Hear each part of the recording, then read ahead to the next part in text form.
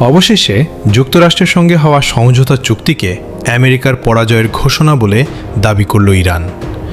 এমনই বিস্ফোরক মন্তব্য করেছেন ইরানের শীর্ষ কর্মকর্তা ও চুক্তি আলোচক দলের প্রধান মোহাম্মদ বাঘার গালিবাফ। ইরান ও যুক্তরাষ্ট্রের মধ্যে মধ্যপ্রাচ্য যুদ্ধ অবসানের লক্ষ্যে স্বাক্ষরিত সাম্প্রতিক সমঝোতা চুক্তিকে আমেরিকার পরাজয়ের ঘোষণা বলে অভিহিত করেছে তেহরান।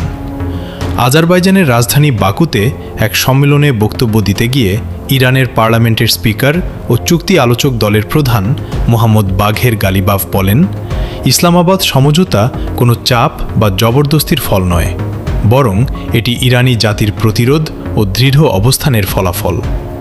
তিনি দাবি করেন, এই সমঝোতা প্রমাণ করেছে যে চাপ প্রয়োগ করে ইরানকে নত করা সম্ভব নয়। একই সঙ্গে তিনি মধ্যপ্রাচ্যে বিদেশি সামরিক উপস্থিতির সমালোচনা করে বলেন, আঞ্চলিক নিরাপত্তা নিশ্চিত করার দায়িত্ব ওই অঞ্চলের দেশগুলোরই। গালিবাফ আরও বলেন, এই অঞ্চল থেকে বিদেশি সামরিক বাহিনীর প্রত্যাহার ইরানের অন্যতম কৌশলগত লক্ষ্য, কারণ তাদের উপস্থিতি স্থিতিশীলতার পরিবর্তে অস্থিরতা সৃষ্টি করছে।